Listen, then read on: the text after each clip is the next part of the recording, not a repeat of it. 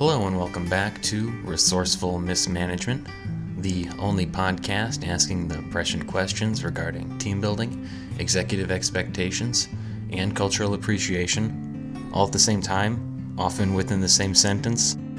I'm PMCX, and for this special episode number 137, we will be doing the long-requested, highly anticipated Reader Mailbag.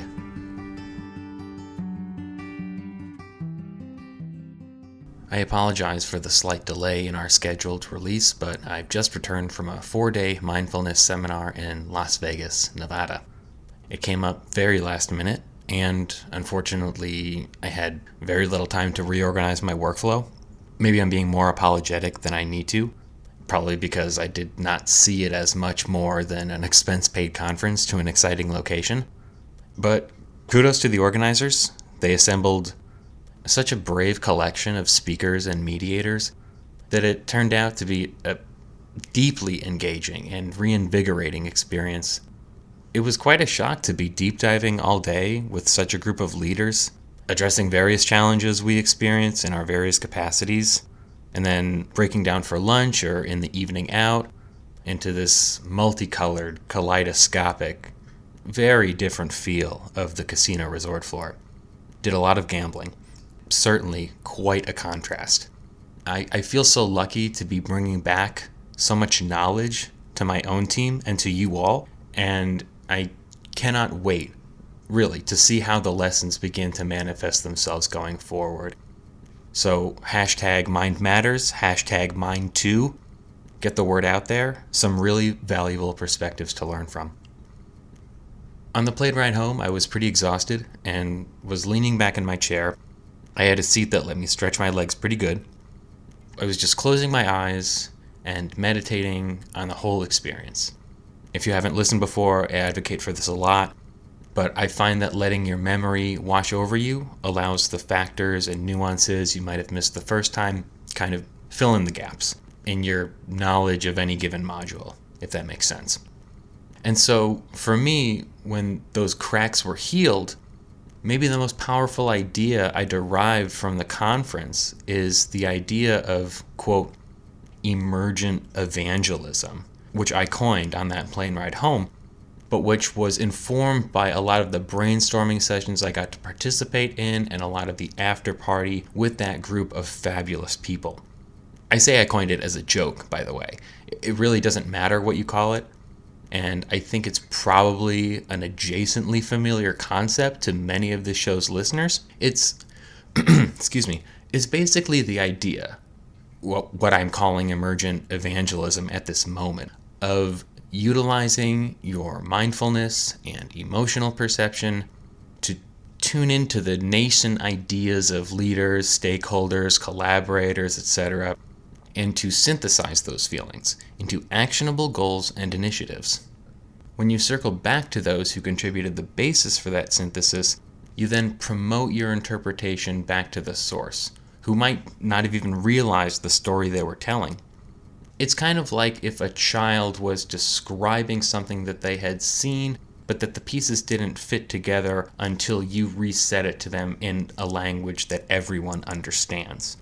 And I've had this happen several times, and it is so exciting when that motor starts going and the echoes really start bouncing off the chamber of the mind. After a lot of hard work, that initial seed, which started as little more than an impression of an impulse, can grow into a whole new direction for a company to turn into. I think maybe in the past, more traditional wisdom argued that departmental structure should stay the same, messaging should be consistent, or B2B relationships should be concisely defined. But we're in a world now that's changing so quickly that we have to be nimble enough to outpace convention. And if you don't, you run the risk of clients looking elsewhere for more dynamic resonance. So those are my thoughts there. I also went to a really delicious buffet there in the casino. Las Vegas is an incredible place if you haven't been. I'm just remembering one of my housekeepers at the hotel taught me such a fantastic way to fold my shirts. She was an old Hispanic woman, and she did it with such grace and elegance. I don't remember her name, but she was great. But enough delay. On to what I'm sure you've all been waiting for. From all the letters and emails I've been receiving, you could care less about my conference. In truth, I've wanted to do this for some time now, but have always treated this podcast more as a public journal than strictly content creator / audience relationship. So I am incredibly honored by your encouragement to continue and engage with the subject matter, and I hope to continue this for as long as you'll have me. The first letter comes from Matthias W. from San Francisco, California. And I should say I've only briefly skimmed these beforehand, so if there's a question that requires a more in-depth answer, I might have to save it for a future episode, but we'll cross that bridge when we come to it. Matthew writes, Dear PMCX, love the show so much. It's been amazingly helpful as a 28-year-old project manager of a team of 10 tech-minded folks. Company recently evolved, eliminating about 25% of the positions on my team. I'm personally excited about this new chapter in our brand's history, but some of the people who report to me have become overly concerned about our corporate stability. What advice would you give with regards to refocusing their attention back to more productive topics? Thanks for all that you do. Well, thank you for the letter, Matthew. Starting us off with a real barn burner, and I want to unpack that a little bit before continuing. The first thing that comes to mind is, assuming your company is based in California too, is that because it's a right-to-work state, all employees have an obligation to be aware that they can be let go without cause at any time. And that can be tough, and we can't gloss over the human element of this, but those are the circumstances to which they've agreed to which they've signed the contract. So grumbling about that after the fact closes the door to a lot of opportunities that are still there to be taken, and it makes even less sense for anyone outside of the C-suite to be worried about the stability of the company. That's not the day-to-day worker's responsibility at all. That's not what they're being paid for. And if any of them have a business degree at least, maybe hear them out if you're feeling generous. But overall, you should be redirecting them to your excitement about the company's evolution and any supplemental material provided internally.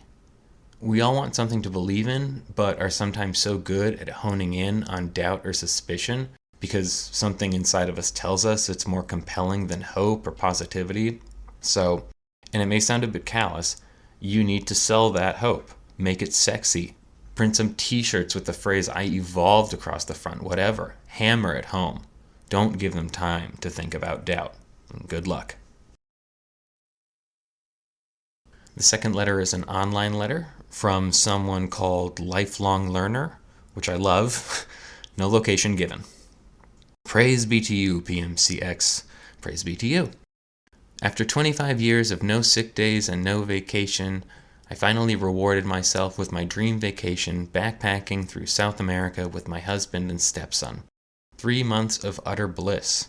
My chakra is washed clean. Namaste, Lifelong, very nice.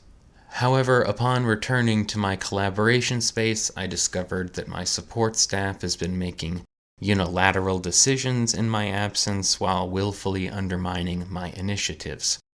I'm in the process of undoing as many missteps as I can, but I'm at my wit's end, returning to a holistic model. Since I rely on my employees' expertise and deep knowledge of departmental assets and abilities, what is the best way to punish them without termination or demotion? Thanks for all that you do. Cheers. Yeah, this is a tricky situation to get around because of how little it takes to trigger an HR complaint nowadays. So you're going to have to adjust your strategy according to the personality of each employee. My only hope is that you have a small team. Try to start simple.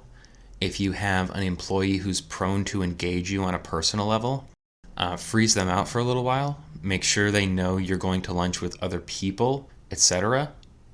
You could show off pictures or tell stories of your glamorous adventures to your lowest compensated report.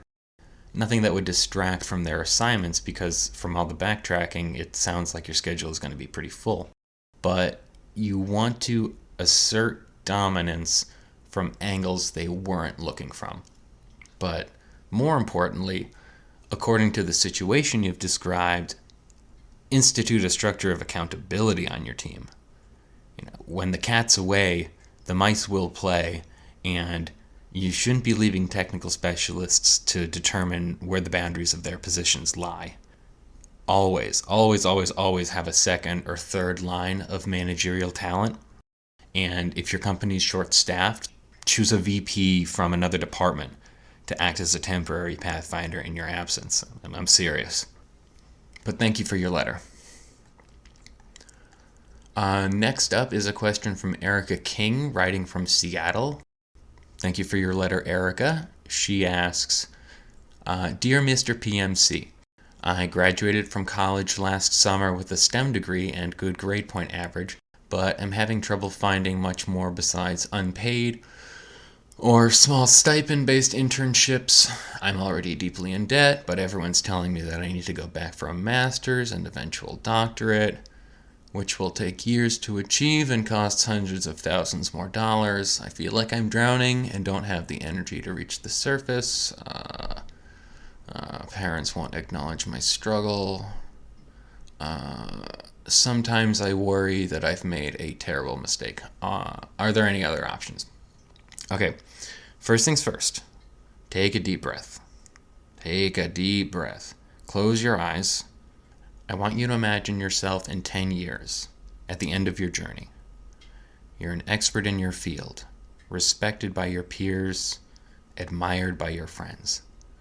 The tape of the finish line is wrapped around your waist, and I'm proud of you. Exhale. Okay, now from K. Smith in Frankfurt, Germany. Guten Tag, mein Freund. They write, Dear PMCX, about 5 years ago, I accepted a promotion to run the South American division of my father's company.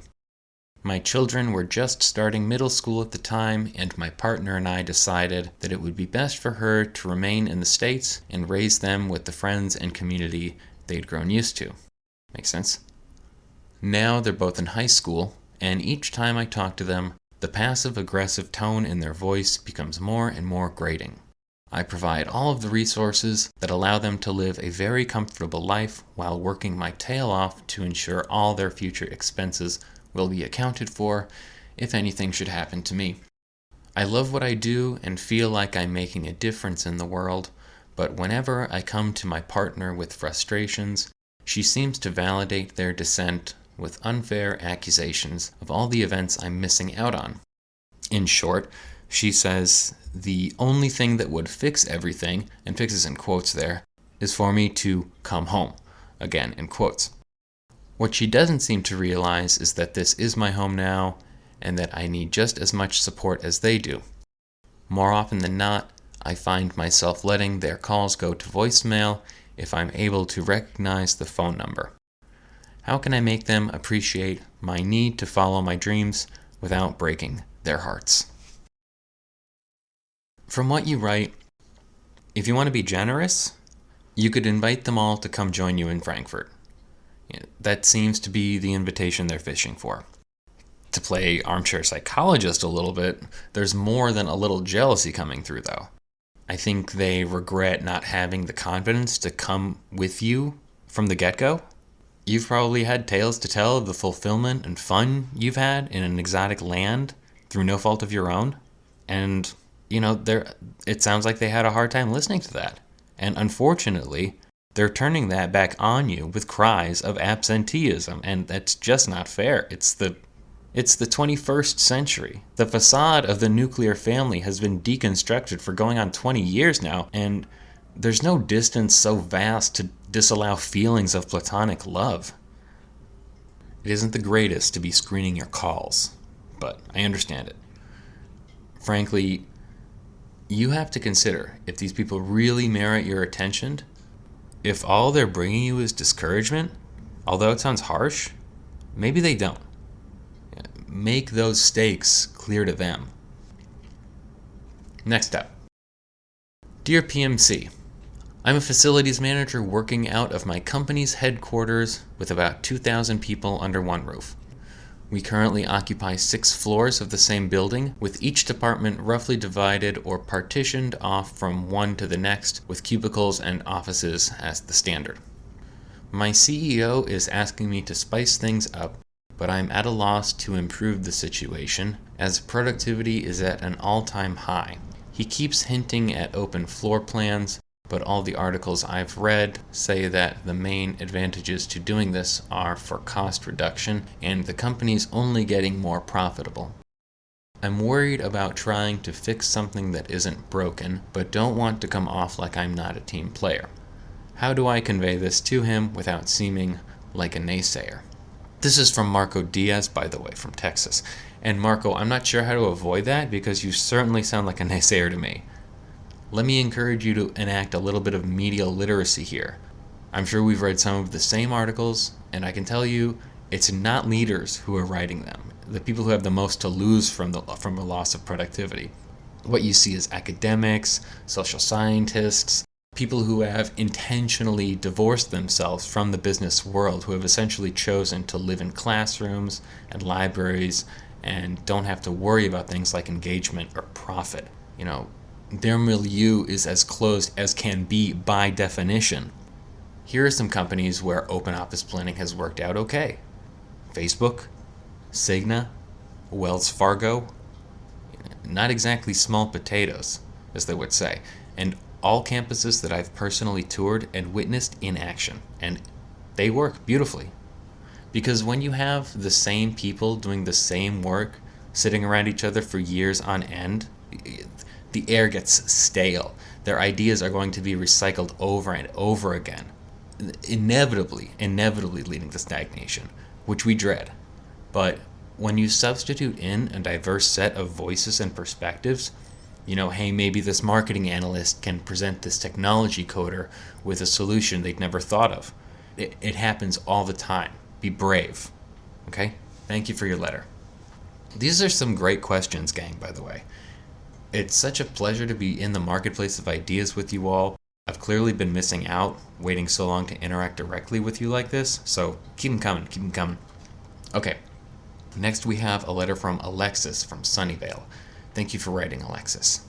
On a previous episode, you presented the revolutionary idea of allowing your direct reports to state their preference among options of team-building exercises in a way that makes them feel that their voices are heard. I shamelessly adapted this, hope you don't mind, of course not, have at it, into our yearly holiday outing to an afternoon at the movies. I'm much more into binge-watching Netflix and chill these days, so I left it to my staff to vote on what we would see. For the most part, everyone seemed satisfied with their decision, but when I checked out the synopsis on the morning of the showing, I found out it was a 3-hour-plus low fantasy epic about a collective of diminutive mud miners who essentially unionized and overthrew their genetically superior lords and barons. I looked everywhere for another theater that happened not to be playing it, figuring I could make up an excuse that when I had contacted the box office for tickets, it turned out they had sold out. But unfortunately, there were open showtimes at literally every screening within a 30-mile radius. I'm not proud of this, but it forced me to take the scheming to the next level, and I locked the door to my office and refused to answer any emails from my team, giving the impression that I was really busy. Inside, I was panicking and left about 2 hours early to get to the theater well in advance, where I bought tickets for a different, more inspirational film about a man who cracked the gene sequence for his own mental disability, thus saving himself and his two twin children. When my team met me in the lobby later that afternoon, I pretended to have made a mistake, which they thankfully accepted. I honestly wonder how much passion they had for their votes, or whether this was all just an excuse to them to slack off on their daily duties. Surprisingly, I loved the movie, but at the dinner afterward, members of my team, specifically 2 sarcastic millennials, if you can believe that, started to tease the movie for what they called a hackneyed plot and unrealistic portrayal of mental retardation. I shouted to them that anyone with two brain cells to rub together would appreciate the transcendental poetry of the protagonist's triumph, and that a slur against his character was a slur against everyone else sitting at the table. One quieted down immediately and stared at his plate, but the other continued to disrespect my generous use of the company credit card by trying to explain why he felt that way. All I could do was stand up, walk to his chair, pull it out from under him, and ask him to leave. He had tears in his eyes, and it ruined the good vibes the whole group had been building. A week later, I am still furious, but I don't want to be that lame manager who people hate for letting someone go. What can I do to get this out of the frame of my rear view mirror? Alexis, I think it's pretty obvious, and I bet you know it too. You have to go back with the group to see that 3-hour epic you were talking about. I think you were right to avoid it. It sounds unpleasant to me personally, but sometimes you have to let people dig their own graves. And when you're standing over them, shoveling the dirt back in, then they'll realize why they come to you for leadership. Questioning entrenched structures or outdated business practices is always good, but you cannot question the judgment of a superior. I stand firm on that and think it makes a lot of sense. And it's also up to the leader to demonstrate the boundaries by which judgment is formed, right? And to be fair, Alexis didn't mention that in his or her story. It might be a bridge too far to expect someone to be a mind reader, even if we really deserve it. But that doesn't mean that we can't be better by not expecting it at all. Okay, the next is another email sent in by an e-listener going by the moniker of Groovy Boa. And there's a little picture in there of a strong woman on one knee with her dog on a wooden porch. And that must be Miss Boa. Miss Boa writes, Dear PMCX, hope you're still enjoying doing the show. I know I still love listening. I'm always amazed by the energy you bring to each episode and how you continue to combine that work with your generous guidance of thought leadership in the corporate world. What is your morning routine like? / how do you prepare for your day? Belated congrats on your 100th episode. Cheers, GB. 2 good questions. By the first one, I take it you mean nutritionally and spiritually. I suppose I don't have the specific minutes per se, but I'll give you what I have. When I wake up, and I never need an alarm, by the way, my friends will swear to it, usually about 5 in the morning, but I'll drink a bottle of water and get straight on the treadmill. I'm just trying to wake up and clear my head. Then a light breakfast, sometimes no more than a juice bar, but we're all improving. Then it's pretty much ready to go. As far as the second point, the preparation goes, to me, it's more like sailing whichever way the wind is blowing. I ask myself, what am I inspired by today? What vision do I see manifesting for the task at hand? Sometimes a thought will emerge the night before or when I'm out at lunch with a client, and you just have to save those moments until the environment coalesces around you, expecting you to breathe life into it. It's a continual process that you have to stay mindful of, but inspiration is constantly happening. I definitely don't have, half an hour blocked out to generate inspiration. Thank you for your letter. The next one is from Quentin Dorchester. He asks, Dear PMCX, who are some of your inspirations? Do you respond more to accomplishments or character when deciding who to admire? I'm just a big fan of people. I get to meet so many interesting kinds of persons doing what I do. It's really the best part of my entire existence. In terms of famous people across history, of course, probably the same as many others. Classic inspirational figures. But I don't want to mystify too much or elevate someone among the rest. And of course, some of the biggest heroes throughout history are people whose names we'll never know, we'll never find out. And that's kind of more what inspires me to keep going in the day-to-day is the next person you meet might be the one to shift your whole perspective. And who knows if you might do the same for them. We, amongst each other, really are the ones who help on whatever journey the other might be on. Next up is from Matt Galt from Tokyo. How exciting. Matt writes, "Hi PMCX, love the show. Was wondering about your background. Will you tell us where you grew up and what you were like as a child?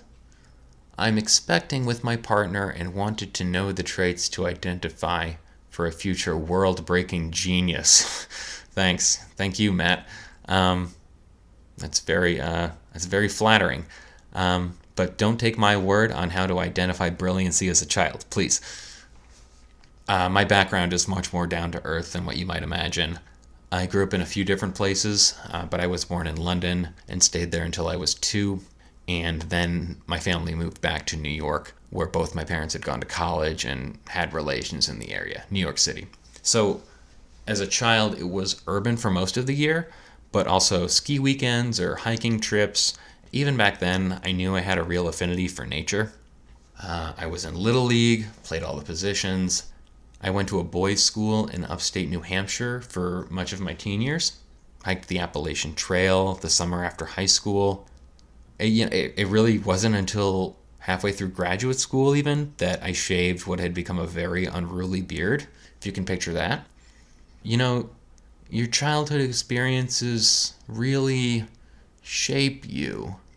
And even though my hobbies have changed, I don't even think I own a pair of mountain shoes anymore.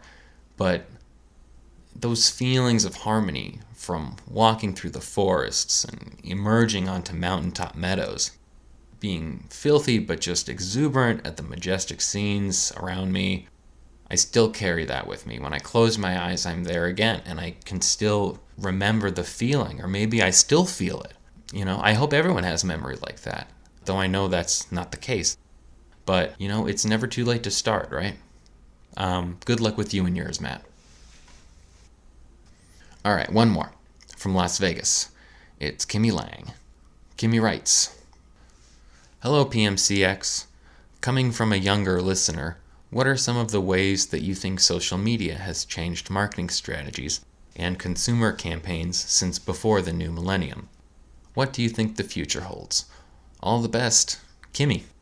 Well, Kimmy, despite coming of age in the late Triassic period, the technology of today really isn't that different from what I was doing when I was getting started. The ad space might have differed, obviously a lot more designs in print, but the composition was still being done digitally, sometimes with the first version of the software that's in their 15th or 20th release today. Messaging has probably become more tame over time. A cool guy back then was envisioned as messy and on drugs and long hair.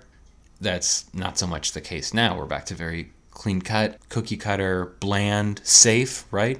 In fact, part of the struggle today is identifying whether there are any emerging demographics which you have to avoid alienating by whatever external messaging you're going to put forth. So you're in essence trying to identify a subculture before it comes mainstream and consider whether that subculture is going to take offense to your messaging. That's why you don't see mechanics or assembly lines in car commercials anymore, because such a large segment of the population has been educated and at least forced to endure introductory humanities. Most people will recognize that this bucket of bolts has nothing to do with them. It's not like there is no heart in the auto industry, right? It's just a car. It's utilitarian, and there's no sense of patriotism because so much of comes from is imported nowadays.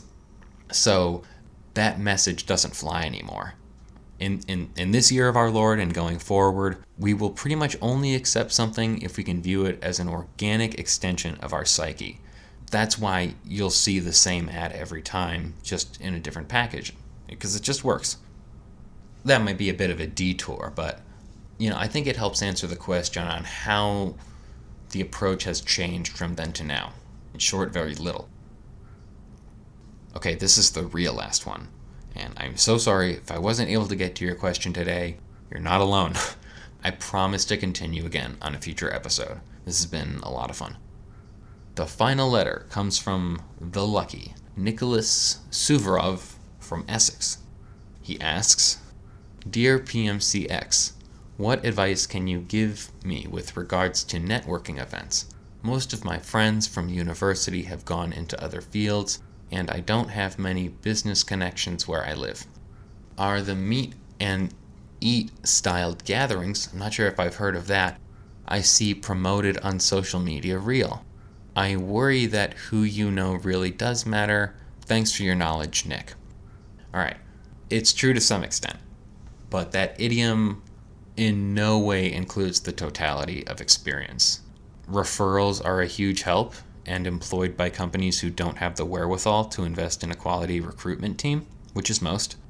Obviously, if you're the relative of a CEO or other senior executive, HR is going to think, wow, you've made my job so much easier.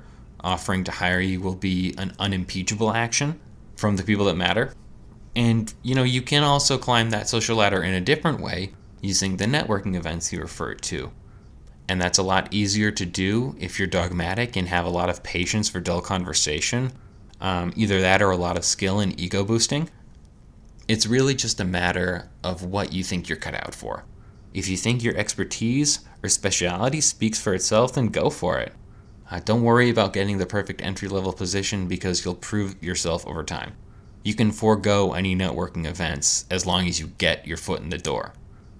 Talent is a lot easier to recognize once people have a chance to witness it in the day-to-day. Before someone's hired, it's a lot more about the recruiter convincing themselves than it is a true reflection of the candidate's abilities. So only take it as personally as you need to in the moment. You just have to be true to yourself. And if you have a connection, don't be afraid to use it. But don't think that your lack of one will completely prevent you from getting to where you want to go. I can't speak to the specific kinds of events in your area, so I'd encourage you to just go see what they're all about yourself. If you're curious, which you seem to be, what's the worst that could happen? It's kind of just as much a rite of passage as anything else. I wonder how many people really enjoy that kind of stuff, but it's everyone who shows up is admitting to themselves and the people around you. You're signifying, you're participating in this exchange.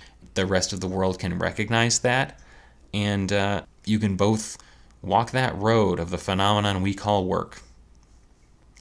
All right, that'll do it for this week. We end where we begin again. Thanks so much for listening, as always. I had a great time reading your questions and hopefully imparted some valuable advice. Until next time, I'm PMCX, and this has been Resourceful Mismanagement, and I will see you in the conference room.